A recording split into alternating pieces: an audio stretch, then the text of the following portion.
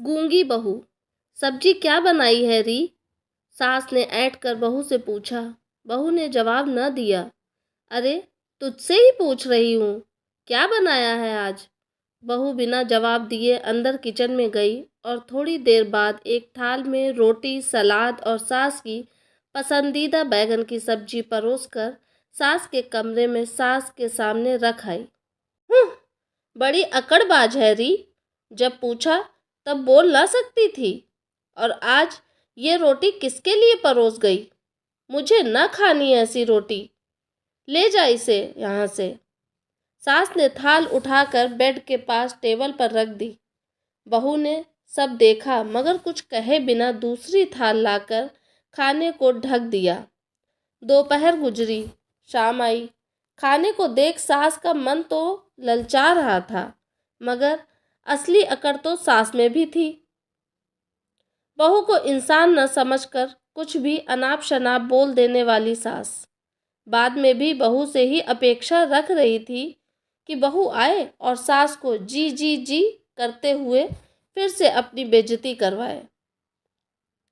लेकिन इस बार बहू ने तय कर लिया था, अब वह एक चुप रहकर अपने फर्ज निभाएगी और चाहे कुछ भी हो लेकिन मुंह नहीं खोलेगी। देखते देखते रात हो गई। खाना वहीं टेबल पर पड़ा रहा। अब वक्त हो चला था बेटे के घर लौटने का। बेटा अपने काम से रात 9 बजे घर पहुंचा। माँ का कमरा घर का पहला कमरा था और आदर्श बेटा। वैसे भी दिन भर की कमाई माँ को सौंप कर ही पानी का गिलास भर पीता था। यहाँ माँ, उफ, बहू की सास स्वयं ही अपनी अकड़ में भूखी बैठी, मुंह फुलाकर बैठी थी। क्या हुआ माँ? और ये क्या? ये सब्जी तो मेरे टिफिन में भी आई थी। ये तो दिन की सब्जी है। तुमने दिन का खाना अभी तक क्यों नहीं खाया? मैं कोई जानवर हूँ जिसके आगे रोटी पटक कर चली जाती? तेरी मैडम मुंह से बोल नहीं सकती कि खाना खा लीजिए। मैं क्या चाहती हूँ? दो बोल, कोई प्यार से बोल दे, बस यही ना। सुबह से 2 बार पूछा उस मैडम को कि क्या बनाया है, मगर गूंगी बनी हुई है। एक यही सुंदर नहीं जो इतना घमंड है इसे। सास ने बातों को मसाले में लपेट कर परोस दिया। बेटा भी जानता था कि ये आए दिन का किस्सा है माँ का, इसलिए हम करते माँ को बहलाता रहा। लेकिन माँ एक सास भी थी, बहू के झुकाव के बिना कहाँ मानने वाली थी। कचहरी में अब बहू को बुलाया गया। पति, क्या हुआ? आज माँ ने सुबह से खाना नहीं खाया? तुमने पूछा नहीं? बहू ने गर्दन हिलाई और कहा, मैं नहीं बोल सकती। सास का पारा चढ़ गया। तनक कर बोलने लगी, ये देख, इसे क्या फर्क पड़ता है मैं जीऊं या भूखी मर जाऊं? इसकी अपनी माँ ने भी यही सब किया होगा, तभी ऐसा सीख गई। अब बहू के बर्दाश्त की सीमा पार हो चुकी थी। कोई औरत बिना वजह अपने मायके वालों के खिलाफ कुछ नहीं सुन सकती। तो बहू भी बोल पड़ी, मेरी माँ को क्यों बीच में लाती हैं आप? उन्होंने क्या बिगाड़ा है आपका? जो कहना है मुझे कहिए। मेरे माँ बाप तक पहुँचने की ज़रूरत नहीं। मैं यहाँ जीती जागती खड़ी हूँ, मुझसे बात कीजिए। ओह, तो तेरे मुंह में जुबान भी है? मेरी बात का जवाब देने के लिए तो तू सुबह से गूंगी बनी फिर रही थी। गूंगी बनने पर आप ही ने मजबूर किया है। कल शाम आप पड़ोसियों से क्या झूठी शिकायत कर रही थी मेरी?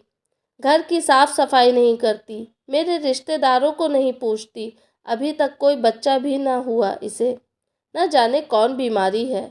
मायके वालों ने भी फ्री फंड में भेज दी, न दान न दहेज कोई। कब नहीं पूछा मैंने आपके रिश्तेदारों को। शादी को 1.5 साल ही बीता है, लेकिन साल के ऊपर तक तो आपके रिश्तेदार यही आते जाते रहे। मेरे अकेले के आराम के लिए ही कोई जगह न होती थी घर में। उन्हें अपना कमरा तक सौंप देती थी मैं। अब तक मेहमान इतने दिन, महीने, साल तक आते जाते रहेंगे और हम पति पत्नी को अपने आप अलग अलग कमरों में रहना पड़ेगा तो कहाँ से गोद भरेगी मेरी।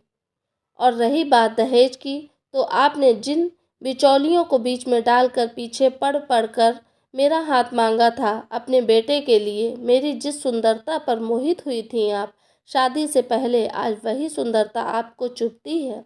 घमंडी लगती हूँ मैं आपको। आपके उन बिचौलियों से पूछिए, उन्हीं ने कहा था कि आपके वचन हैं कि मेरे घर में सामान की जगह नहीं है, इसलिए कोई दहेज न दें, बस बेटी सौंप दें। तो भी मेरे घर वालों ने मेरे लिए लाखों की फिक्स डिपॉजिट करवाई थी। अब यही जवाब मैंने इन्हें कल भी दिया। आप भी यहीं मौजूद थे पतिदेव जी। तो आपकी मम्मी ने क्या कहा? अपनी मैडम से यह कह दे कि इस घर में रहना है तो मुंह पर ताला लगा कर रहे, पटर पटर की तो मेरे घर से निकल जाए।